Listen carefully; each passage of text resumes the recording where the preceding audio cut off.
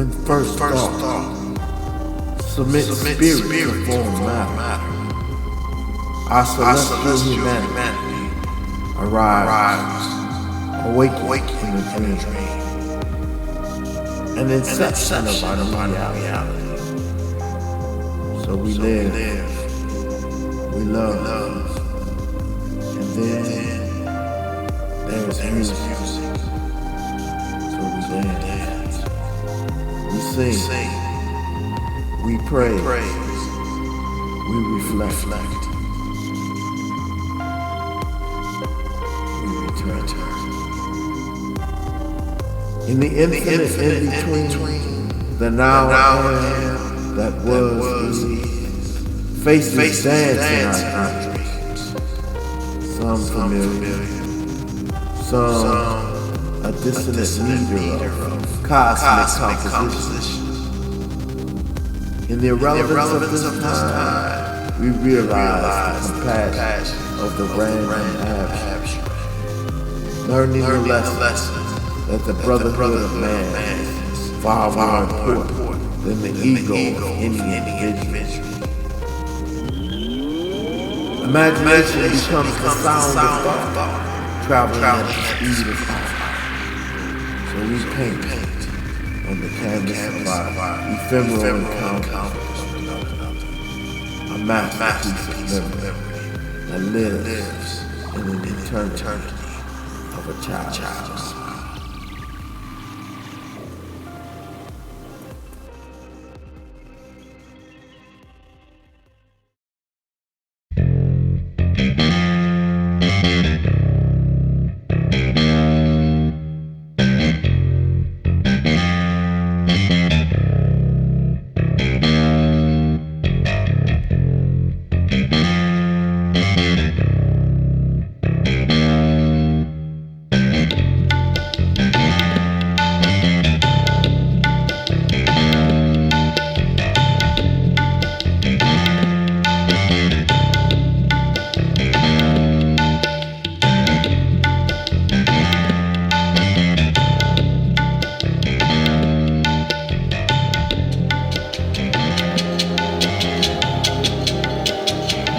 It's in the music.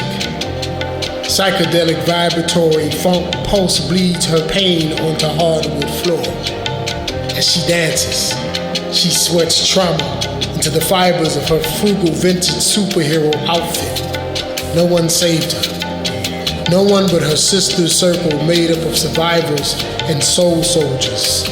She dances, barefoot, loose afro vines swinging in sporadic patterns, some sticking to forehead perspiration, the arch of her feet poetic, allowing just enough air for her to levitate when the music demands. Arch in her feet, assist arch in her back, bending in revolution, bending in rebellion, healing the memory of his unwanted off-rhythm dance into her space. All dance is not spiritual. All dance is not beautiful. All dance is not consensual. For many days, she would not dance, could not dance. She could only stand in mirrors wearing glasses with cracked lenses. She only saw segments of herself looking like guilt, looking like regret. All of the whispers from the world playing loudly in her ear. They say she wanted his dance. They say she knew what music he liked, and that she was okay with him cutting in. No code causes her tremors. Correction, this cold world causes her tremors. It's hard to see clearly images in the mirror when they are not still. Today, she awakened. It's Saturday. It's the first Saturday in years. It's the first Saturday since 5 years of Mondays have held her in patterns of deja vu. It's Saturday morning because she demanded it of the moon and the sun. It's Saturday morning, a time reserved for pancakes, cleaning house, and dancing. Right now, she is Dorothy Dandridge. She is Gregory Hines. She is Misty Copeland. Her sofa is a stage prop. Her chair is a willing partner. Her broom knows this choreography, and it's all cathartic. It's all just right.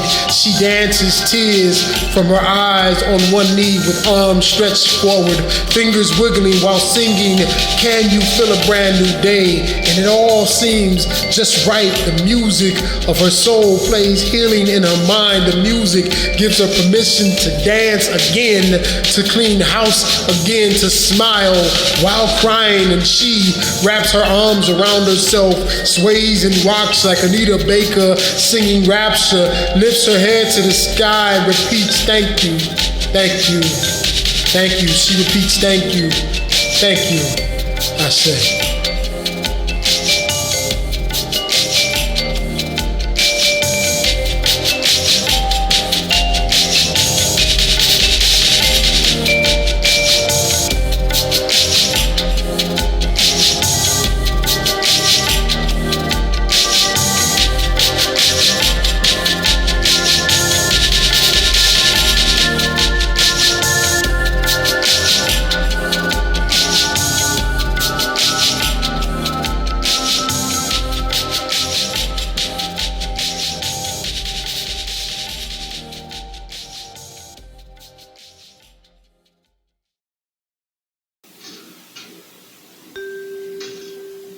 How you doing?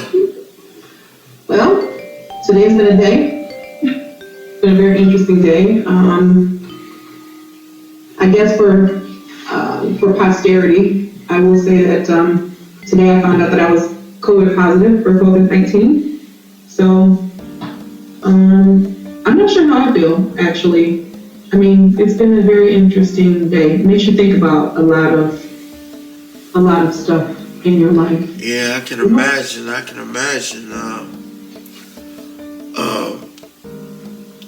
You know, how's that make you feel? I mean, at first it was frustrating because immediately it meant there were things that I was supposed to be participating in that I cannot do now. So that was hard. But I mean, I feel like whenever you have a serious issue come up in your life, it makes you kind of question like everything.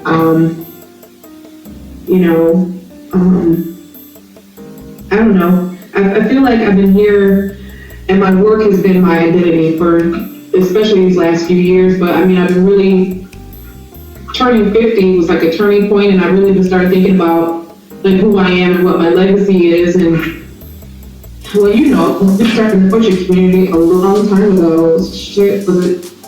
I moved to Detroit in '97, right? So I think I started writing in 2001. So it's been 20 years now that we've known each other. And, right. You know, when I first started writing, Diamondancer, that's who I was. I mean, I'm still her in a lot of ways, but she was the person inside me that allowed me to be able to have catharsis on a lot of things about life that I couldn't talk about as Carolyn, you know? I started writing after a bad breakup, and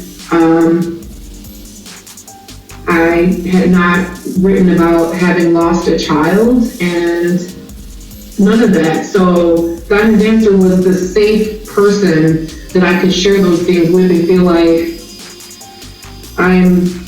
I can be her, and if people judge me, they're judging her and they're not judging me. But now I think I am a very more authentic, not that I wasn't authentic then, but I feel like I'm more authentically me, and I'm owning my name and what that means for my life. And so I feel like right now I am very much an empowered woman who is taking charge and responsibility for my whole life. And this situation I'm in right now is very much a part of that. Do I let it defeat me? Do I keep going? I'm a fighter. I'm a brazen woman who's fighting to have her life the way she wants it. So that's it. And so it's interesting, like, right? COVID, what made you think about what is life? I had a conversation with my mom today, because when she found out, she totally freaked out. And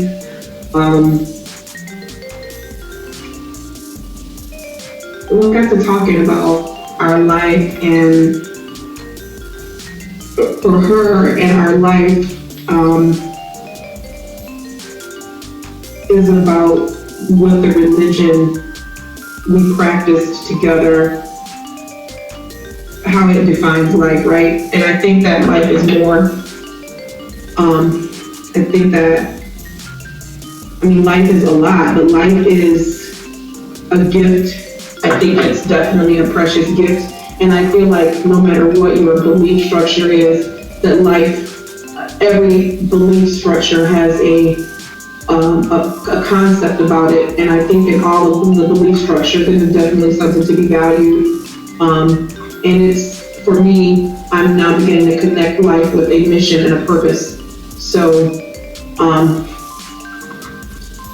it just makes you think about a lot when something happens. So life, right?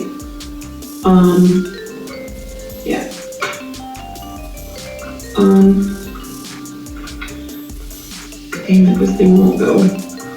Yeah, so as far as what you've been thinking of,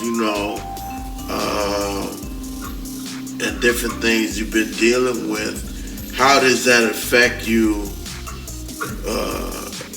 emotionally with different feelings and whatnot, as far as life and everything it entails, you know what I'm saying, as far as anything specifically that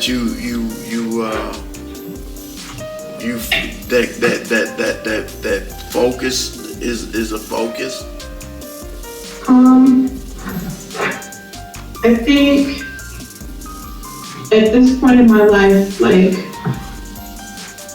everything's a focus. I've been living by myself for a long time, and so naturally I'm thinking about, at my age, what does the future look like as far as relationships and love and things like that. And I've become very, very appreciative of my practice, my Buddhist practice, because it really I have a different kind of a love for humanity than I did before. But I feel like love for me now is really doing all I can to live my life to help people to be happy and to be happy myself, because you really can't have one without the other. And I think that is like the ultimate expression of love, is helping people to be happy.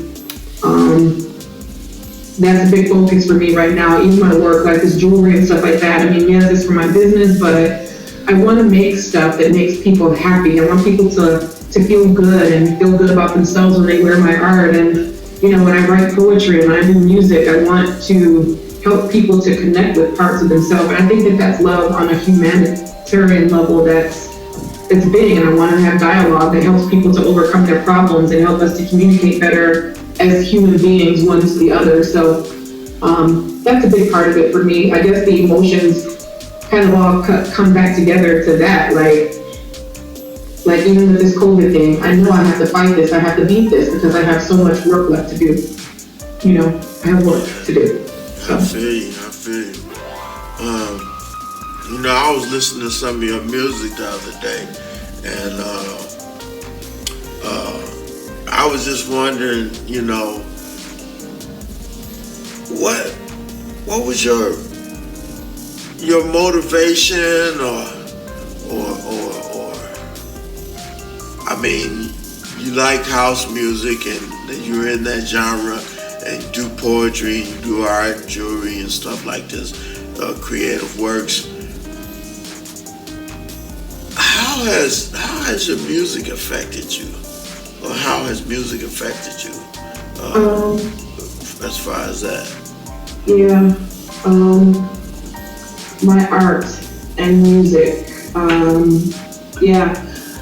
Well, music when we were kids was like it was the one thing in tough situations that would always bring moments of joy and happiness and things like that. But when I moved here and it was so bad, and when I tell people the story about house music and how I feel like it literally saved my life, when I was introduced to it, I can't even say I found it. My sister introduced me to house music in 1997, and I can't see myself ever being at a point in time in my life without it. House music specifically, but music in general. Like now, 20 years later, I'm very much attached to jazz. Like Miles Davis is my mood all the time lately, and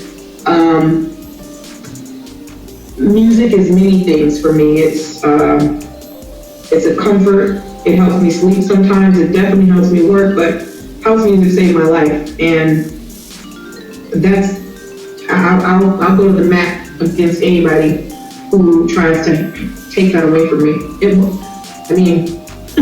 I joke around that I gave up a marriage over house music, but it almost was literally like that. You know, that's not a battle that anybody will ever win in this lifetime. I don't think.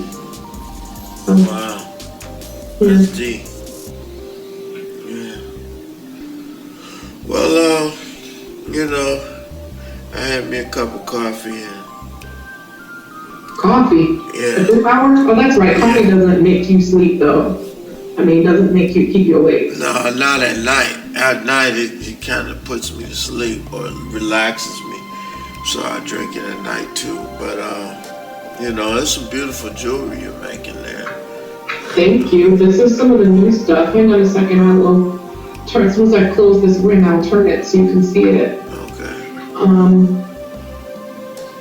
This year, I really wanted to make some pieces that I felt were artistically, that spoke to my artistic integrity, but were more connected with what's happening with the people and real life. And so I studied the trends and stuff to look for like color and pattern and things like that. And what I came up with was kind of like this industrial feeling, funky collection of stuff. What's going on with this piece here?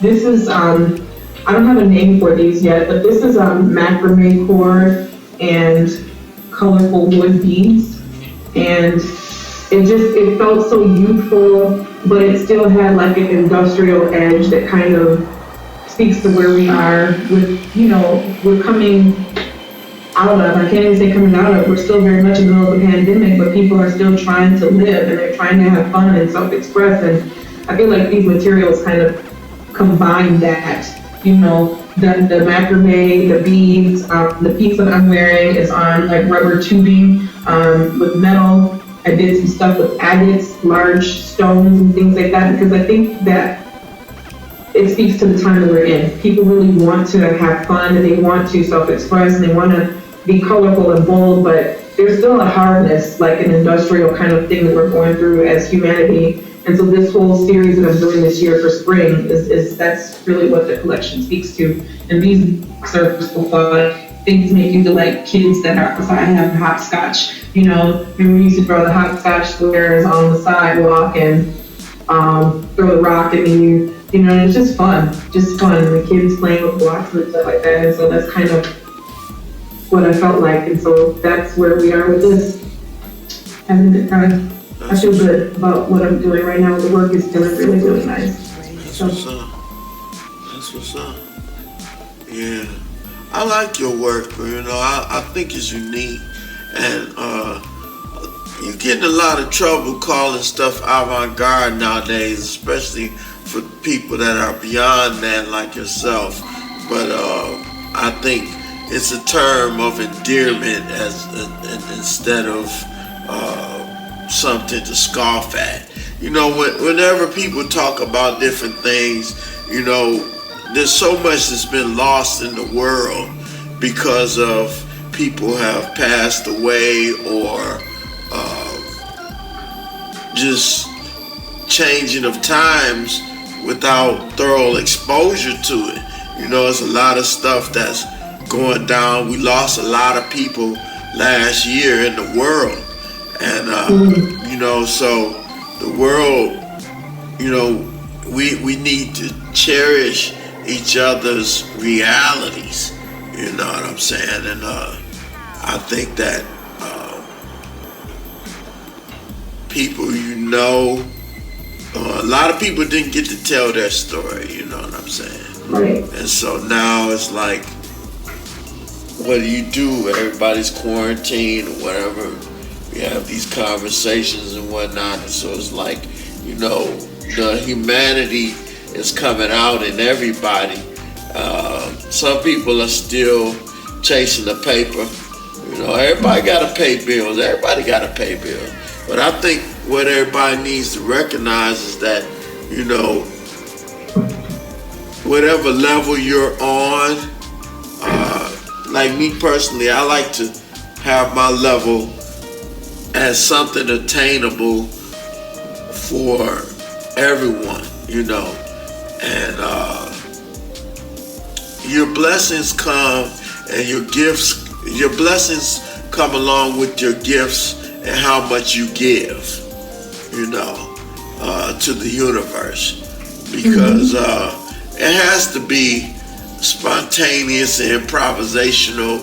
You can't force it, you know, you can't really expect anything in return. You just got to give up yourself. There's one thing I like to do, and I'm not trying to say this to be seen of men, but one thing that makes me feel good, because that's why I do it, is like whenever I get blessed with something I was working hard for, you know, I like to give to somebody else that doesn't have. You know, like everybody sees the homeless people out on the street, and if it was up to me, I would try to go from one end to another to fulfill their desires to get them out of the hole they're in. But you know, but all of us don't have that capability to invest in somebody like that. Because then you would have to individually invest in the person to get them to a place of recovery or happiness or whatever.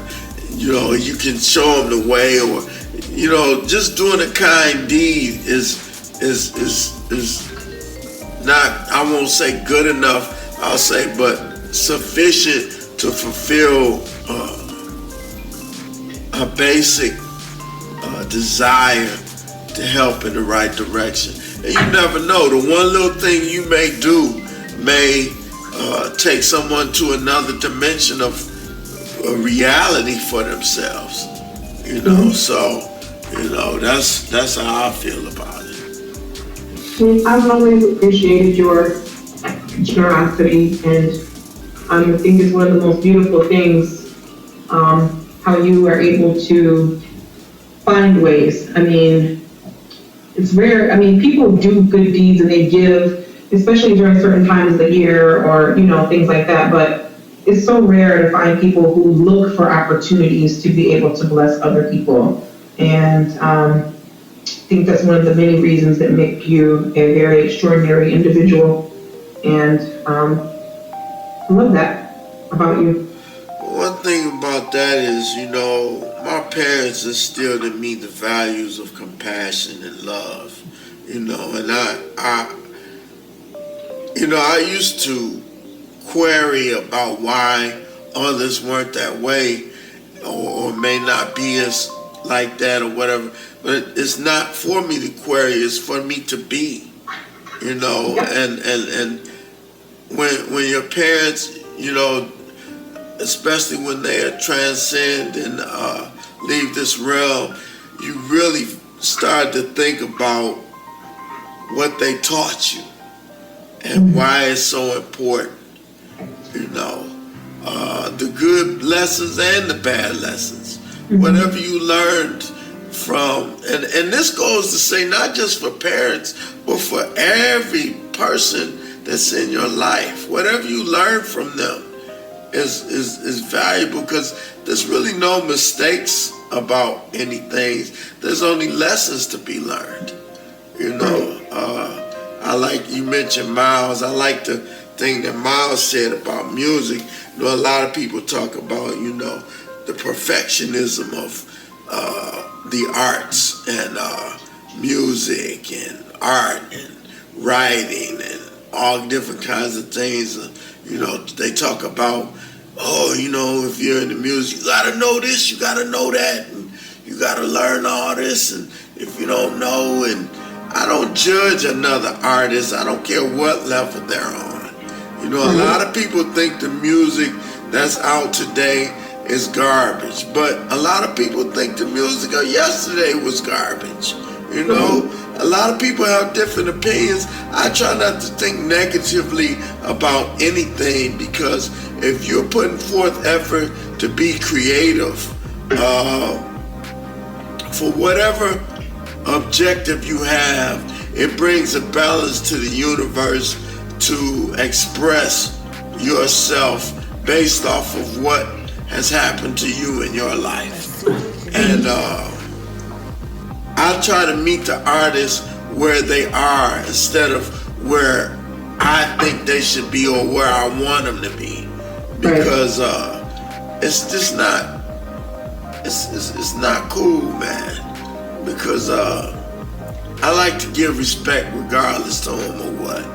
You know, I used to think a lot of stuff, you know, whether you talk about rap or hip hop or anything, a lot of people have a lot of harsh words. Sometimes a lot of elders, they don't like it, or a lot of accomplished and skilled and trained musicians, they shoot it down because it's not on their level or whatever, what have you.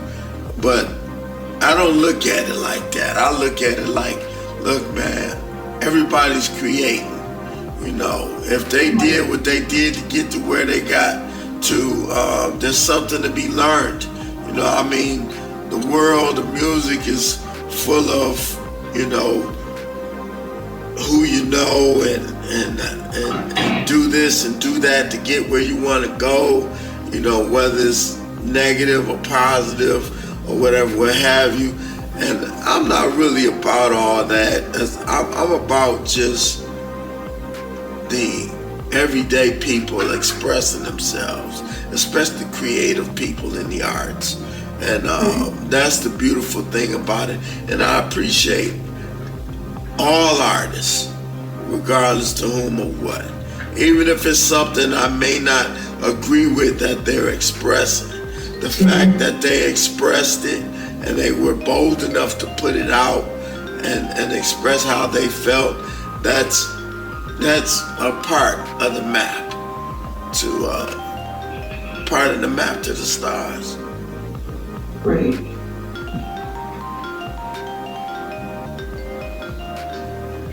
I think it's pretty amazing that we can have such opportunities to express here.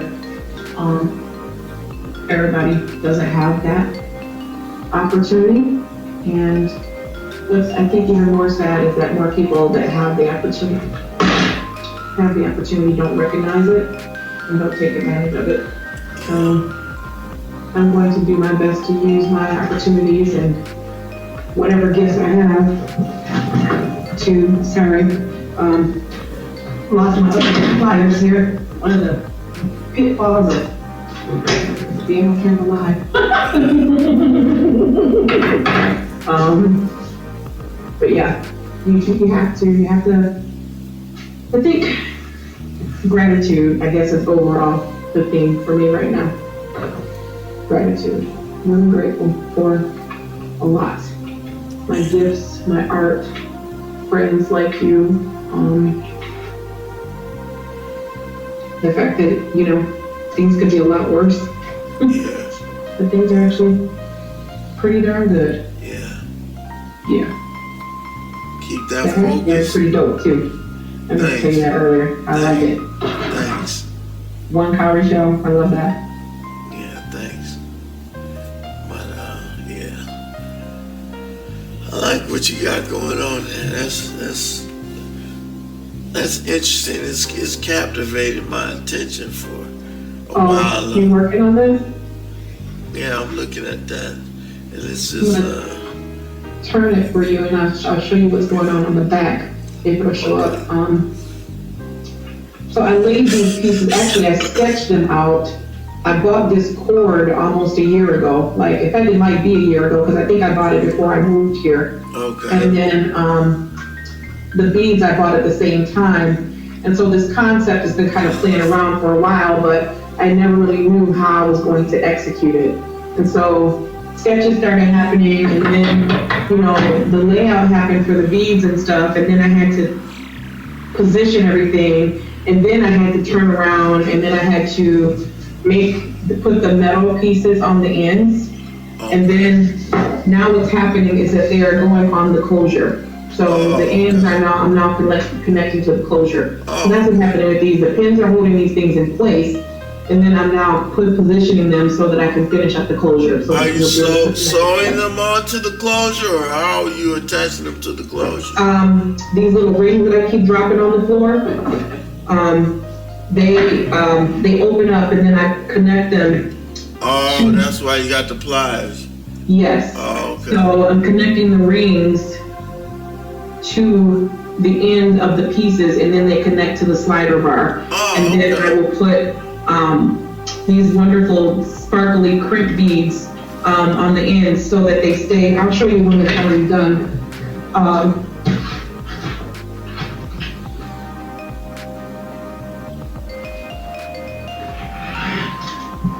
This is a longer one. Okay. So this goes on it's long, so it's like, sits longer down. Oh, but okay. when it's done, it looks like this. Oh, okay. So that's neat. Thank you. I'm not picky about my hardware. When I first started making jewelry, almost 20 years ago now, a lady told me at an art fair I was ending at, she said, the hardware is the difference between your stuff looking cheap or not. And you should be, if you're gonna sell your stuff and you're gonna promote your stuff as an artist, you need to pay attention to what you're doing with hardware. So I'm real picky about the hardware that I use and the bindings that I use for stuff. And so that you want to see some more new stuff? Yeah.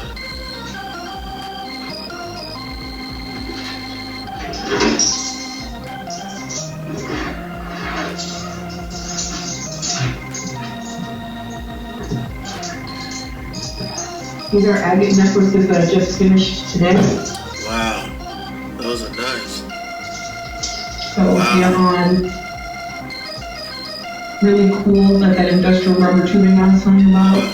And then the clasps, they unhook and then they slide out. Really neat. Beautiful hardware on these. They're super clean, very minimalist. The colors are gorgeous. And I did bracelets too. Oh, those are nice. So I'm really excited about this collection as well. I think this is part of the new series of stuff. So all of this needs to be shot and put up on the site. So that'll be the projects that I'm working on. Hopefully next week. I'm going to try my best. Oh, you got your website up? Huh? You got your website up? I do have my website up. The new one's not up, but the site that I've had up is up. But the revamp is not up yet, but the site is up. What's the web address? www.carolynferrari.art. Oh, okay. I gotta check that out. Yep. So that's my life right now. Working and working, and trying not to let stupid illnesses get me down. Never that. Huh? Never that. Never that, exactly. Just plenty of turmeric, ginger, honey, lemon, cayenne, all that. The bugs hate. You are our medicine man. You've always been that for the community, the medicine man. Just a couple of other pieces of really cool hardware. Some stuff that I'm kind of... Yeah, I've always liked your clasps and stuff that you use to accentuate the art piece that you make. Because that's what made it unique, a lot of stuff. Kind of targeted towards men. Some of the stuff, I've got some heavier stones that are more neutral colors and things like that I feel might be targeted towards men who wear art or might be interested in checking out some new types of things to adorn themselves with. That's what's up. Yeah. That's what's up. I'm super excited. This is the color that I'm working up next. This gorgeous yellow color is just amazing. And, you know, this is yellow is like solar plexus, all this yummy area here, that energy of really happiness and where you know, kind of identify with that kind of space. And so I love this color. So I'm working up a series of pieces with this color cording in different color beads. So that'll be the next set of things that I'll be getting done. Hopefully I'll be able to get all this done this weekend because I really would like to move on to other stuff. But the collection has to be made. So these haven't even been put together yet. The ends haven't been put on there, but you can now see the process. The ends have to be finished and then put the ends on there and then the beads go on and then we close them up. I position them on the mannequin and then close them up. So this is the first time I've really shared any of my process from making. I'm usually pretty guarded about what I do with what I'm creating. I appreciate that. So I trust you. And I guess whoever's going to see this will see it. So by the time it gets out, the pieces will be done. The one thing about it is the uniqueness of you can never be replicated. I agree with that. You know what I'm saying? That's the one thing about everything in the artist. The uniqueness of you will always shine through. And there's no such, you shouldn't have to worry about being a perfectionist according to anybody else's standards, because the uniqueness and perfection that you already are is a gift and a blessing to the universe. Thank you. Because you've never been here before in this form. Right. So that's something to cherish. What did you put in your coffee today? I had earlier today I had a hazelnut mocha latte. Okay. With almond milk. I like that a lot. And when I'm at home, I'll get some hot cocoa and put some hazelnut creamer. And that's one thing I learned from you, is that using that International Delight, I was able to cut out a lot of sugar, because it has enough sugar in it. You don't need to add sugar to it. And it's been perfect. It's been perfect. I like that. You know. So. Yeah, cutting out refined sugar for me was a big deal. And even now, I mean, I don't keep it in my house. I don't keep sugar in my house. It's very rare. Honey sometimes, but yep. So rare. People come to my house and I'm like, oh, I don't have sugar, so you have to bring it yourself or figure out something else. What'd you cook today? Like, huh? What'd you cook today? What did I cook today? Earlier today I finished up some chicken and broccoli soup that I had made yesterday. Well, that sounds And then good. for dinner I had, I needed something quick because I needed to finish working, so I made scrambled eggs on toast with spinach artichoke. Wow, delicious. Fancy smancy. Huh? Fancy smancy. Yeah, you know, it was good. I like to try different flavors and things like that. And so the spinach artichoke was a nice it was better than regular butter. It was a different kind of flavor. So yeah, it was good. It was really good. That's what's up. That's what's up. I'm gonna quit dropping my. Alright, I'm gonna go in here and About to leave me now, huh? get some stuff done. I'm gonna get me I think I'll have another cup of coffee. I still got some food I gotta finish eating that I bought from La Palma over there on Canfield and Ooh, did you get shish kebabs? no, I got Galaya and I had beef, chicken, and lamb in it, mixed all up on top of hummus, and I had some lentil soup to go with it. Wow, that sounds amazing. I do miss. Yeah, they got really good lamb chops too. I miss Detroit food. I miss Detroit restaurants, and I mean, I'm sure that there's a restaurant scene here in GR, but because of COVID, I've not been able to explore. Right. It started in the spring, right when I was getting ready to start getting around. So, Okay. yeah, that'll be one of the things I'm looking forward to this year. Okay.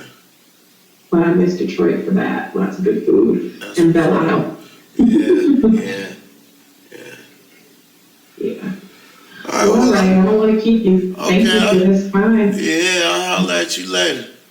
Okay, sweetie. Thanks. Peace.